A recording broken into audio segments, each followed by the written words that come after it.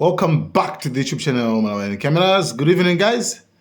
Come on, South Africans, man. Abahambe. Okay, so I thought maybe they are just doing this to to those who are alive, but they are also doing it to the dead ones.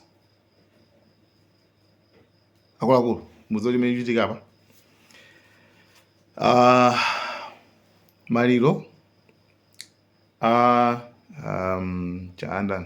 Edgar Lungu Chagwa, former president wa dziko la Zambia, akwathamangisaso ku South Africa. So abahambe, they are doing abahambe even to the dead body. Come on. Yeah. So chachitika nchani, guys.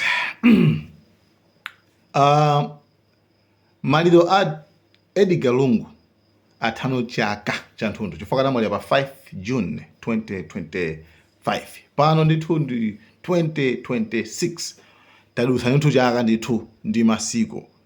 So atamwalira mudziwa kaleso kuti anapita ku South Africa ndi anapita kudwala kumene kuchako after kuti boma asosiri manthandiza izindize tinalongosana nkhani ya Edgar Lungu ngati amene simuna investe mbuyo mu ma videos tinapanga mutopanga search. So chimene chitika apa chenena kuti anthu aja anamba kukhala ku anamba Edgar Lungu amwalira, okay, anawuza kuti boma lisatengepo mbali President Hakainde, okay, waku Zambia namuza kuti asapange nawo participate boma so pasakhale so boma kupanga nawo kutengapo gawo pa maliro ake tinalongosolana.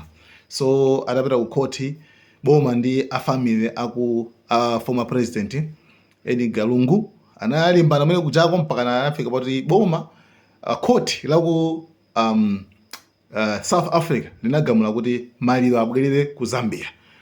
Aku family anakapanga apilo. Kupanga apilo ndiye kuti chigamulo akupatsa kumasona khulusidwe nacho. Ndi anapitaso kuti anapita ku court lina lalikulu kumene kuchako sopano ndi kumene sopano finally agamula kuti no, actually a family ali ndi ufulu upanga zimene akufuna pa thupi la m'bale wawo amene ali former president Edgar Chagwa Lungu kuti atha kumfushira kuti konse kumene akufuna. So amfushire ku South Africa. Okay, yabwino. So chigamulo cha chaperekedwa ndithu ndikupeza kwana kuti anyway anthu aku South Africa sopano akwanena kuti no, anthu sopano aku South Africa akwanena kuti no, ife sifuna kuti president ameneyo afushiridwe kwathu kuno azipita kwawo ku Zambia. Okay, akafushiridwe ku Zambia chifukwa chani? Chifukwa kutsogoloko anawo zidzukuluzo azanena kuti ife tu makolo athu anafushidwa ku South Africa, so they will claim the land kuti iyi ndi nthaka ya our forefathers. Okay, akutero tsopano zavuratu kumene kutsopano. So pambuyo pakuti permission has been granted, chilolezo chaperekedwa kwa kubanja kuti akhoza kufushira komweko pamene tsopano anthu achina abahambe, okay, South Africans ayambano kudzuka kuti ayayi azipita kwawo. Inu mukuona kuti nkhani ili bwanji. System is not for our side. I'll make an example right now. There was a former president of a certain country called Zambia, Edgar Lungu. The president should have been buried in Zambia.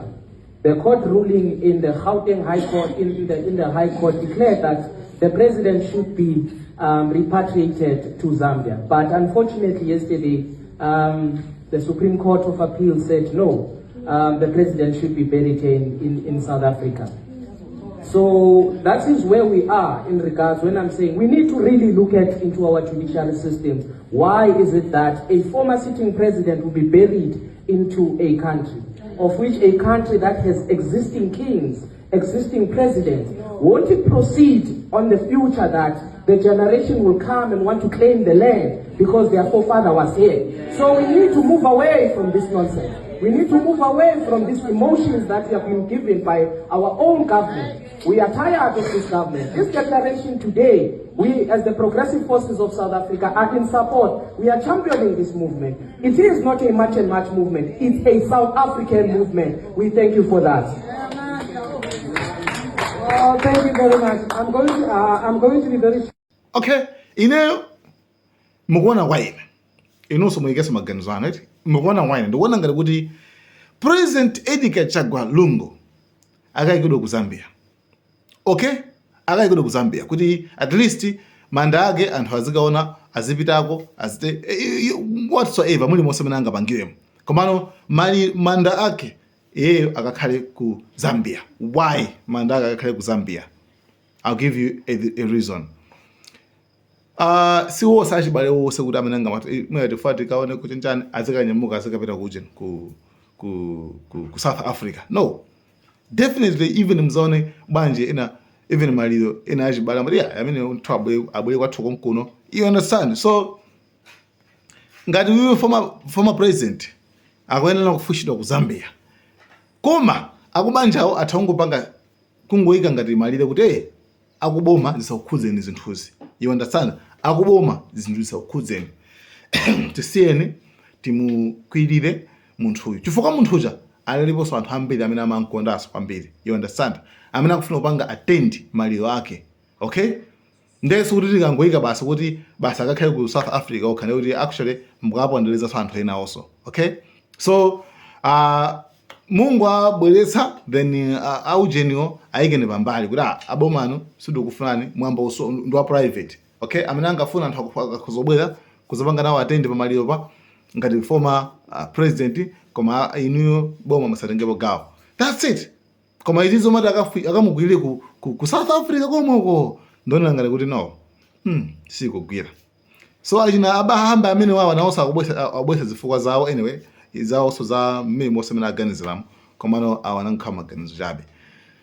So I think guys maganizo andorana. Thank you so much. Malawian Cameras.